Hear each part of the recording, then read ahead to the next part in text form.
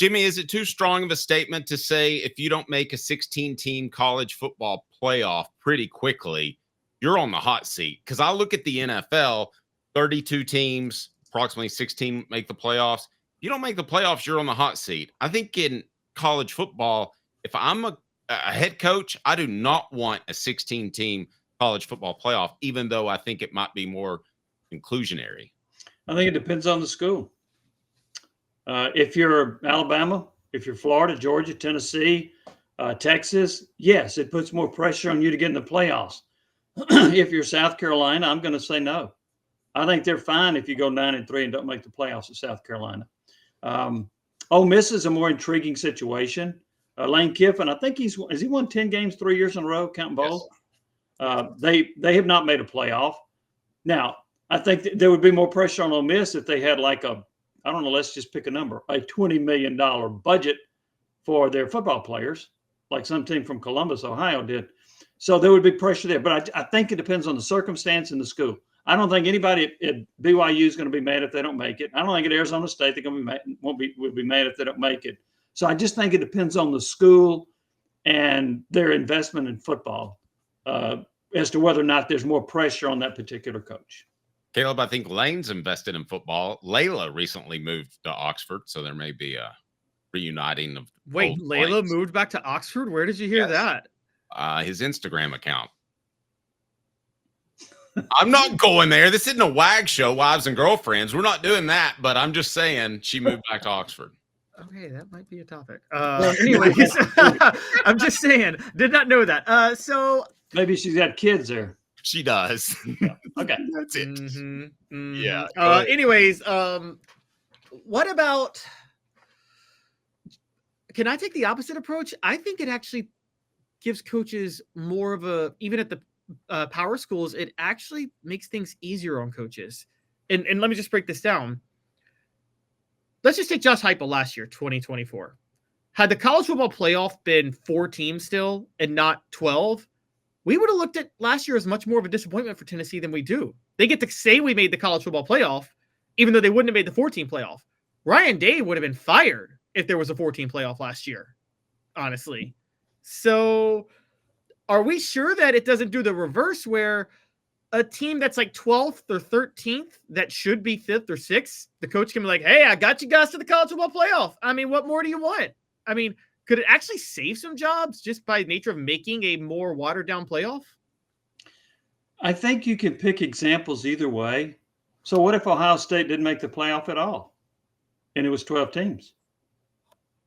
Well, now you got a bunch of upset people. So I think you can play that one both ways. I do think that Ohio State would not have been in a 14 playoff and they wouldn't have won a national championship. Notre Dame wouldn't have been, well, probably wouldn't have been in it. Who knows? But I think it can go both ways, Caleb. I think you can cite examples of exactly what you're talking about. And then I think you can cite examples where, hey, Tennessee got in the college football playoff. So they were happy. They were happy about that. They would not have gotten in the 14 playoff.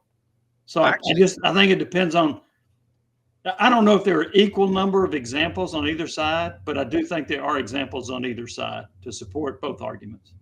Jimmy, I actually think Ole Miss, and I'm not saying this because of the Lane Kiffin tie-in or that Layla has moved back to Oxford, but I think the Ole Miss example is the best one because you are right on the verge of making it. You are a school that has sufficient funding, but not elite funding.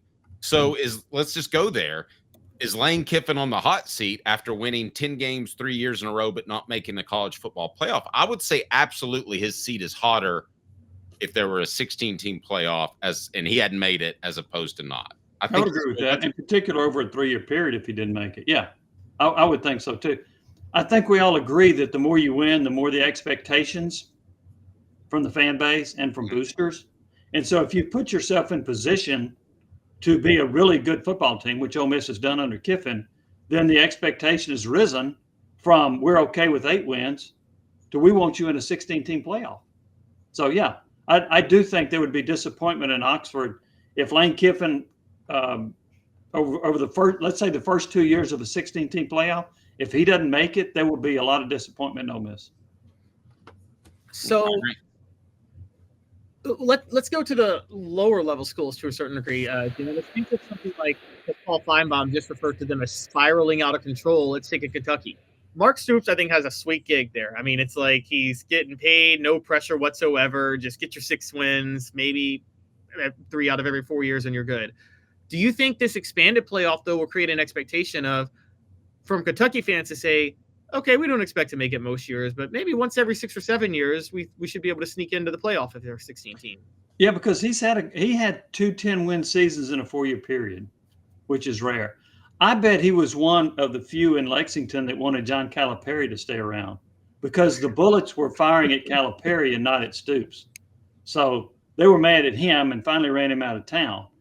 But those folks in Lexington don't feel the same way about Mark Pope, at least not yet, than they did Calipari. But yeah, I do think that with Stoops, there are greater expectations. And so now he had an awful year this past year, and he typically has done a pretty good job at Kentucky. But if he turns in 6, 7-win seasons over a 2 or 3 year period, I think there's a good chance that he would be fired. That's Pretty intriguing. Yeah, I think that Ole Miss is a better example than Kentucky because I think that Ole Miss has better funding in football. Ole Miss would be expected to make it. Sorry, Jimmy, but yeah. No, go ahead, Jimmy. So you're saying that Ole Miss has better funding than Kentucky, therefore the expectations of Kentucky are not as great.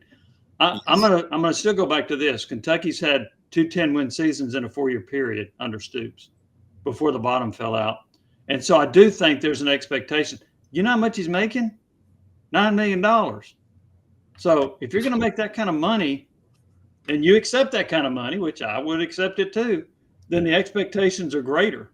They're greater than winning 6 or 7 games in a year, or even 8, I think, even at Kentucky. And it's made it harder for Kentucky because Texas and Oklahoma are in the league, and there are a whole lot of really good football teams in the league. It's also stunning to look back and see that Kentucky won at Ole Miss. Almost as stunning as Michigan beating Ohio State. No, fair enough. All right, let me share this with you, Jimmy, and I'm sure you'll appreciate it, and then we'll let you out of here. There you go. See, Lane and Layla back again. I know you were concerned, and you texted me late last night. What's the deal with them? Are they back together again? It appears that they're doing quite well. I couldn't sleep last night thinking about that. How would you feel if you're Lane Kiffin's current girlfriend, wife, partner, whatever she is? I think you'll fine as long as the check's cleared. Oh gosh. What? It's awful. Take that down. I can't take it down on my end. My gosh. No, I mean, I'm just saying. I'm going to go back to this. Maybe they have a couple of kids that are in Oxford. I think Knox lives there, right? Yes. So, but he changed his name to Ox. Jimmy. a lot of people don't know that. For the sake of your life's on the line, and you either have to get in a car with Lane Kiffin or on a motorcycle with Bobby Petrino. Which one are you doing? Say that again about Lane Kiffin. Your life is on the line. You either have to get in a car that Lane Kiffin is driving or a motorcycle that Bobby Petrino is driving. I'm taking the car. You're taking the car. Petrino got in a wreck. So did Kiffin. What did you think, Jimmy? That's how he got in trouble. What did you think? Because we weren't working directly together at the time when Lane Kiffin named his son Knox when he lived in Knoxville, and he tried to tell everybody that would listen that it wasn't because of that. Yeah, he did say that. I think it would. Gosh, what if he'd have been coaching in Pullman? What would his son? My son is Pull. Yeah. Ypsilanti. Hey, I've named him Yipsy, but had nothing to do with being up in Michigan. Yeah, I don't know. I don't know. There's no evidence that that's a family name, is there? No, So, I think they tried to say, yeah, it came from a soap opera or something. No, the pretext was Layla was a big fan of Brad and Angelina, the couple, and they named one of their kids Knox. That was the pretext of it at the time. On just a random question, I don't think I've ever asked you this, Jimmy, though. Do you think, because I know he was maybe a little too young for the job when he took it in 2008, but do you think Lane Kiffin would have worked out at Tennessee, or do you think he would have gotten in trouble? I think he'd have gotten in trouble. I think he was too young and too immature. And here's part of my reasoning. Southern Cal, I mean, honestly, at that time was a better job than Tennessee, right? Mhm. And he got fired at Southern Cal. Now, I know his argument is, well, they had a lot of scholarship reductions. But here's my argument against that. He had at least 60 or 65 players, right? If my 60 are better than your 60, I should beat you. If my 60 are better than Oregon State or Washington State or UCLA or anybody else, I should beat you. So I thought his excuse about having a limited number on his roster was not a good one, because I think his 60 best players were better than most. Maybe it wasn't as good as Oregon. Okay, maybe not. But his best 60 were better than others, and he couldn't get it done. So if he couldn't get it done at Southern Cal at that time, I don't think he'd have got it done at Tennessee. And oh, by the way, that recruiting class in 2009, his first class, it was ranked, what, number 3 in the country? If you go back and look at it, it's one of the most overrated classes in Tennessee history. Oh, yeah. Now, I know a lot of them left because he left. I get that. But that class was not very good.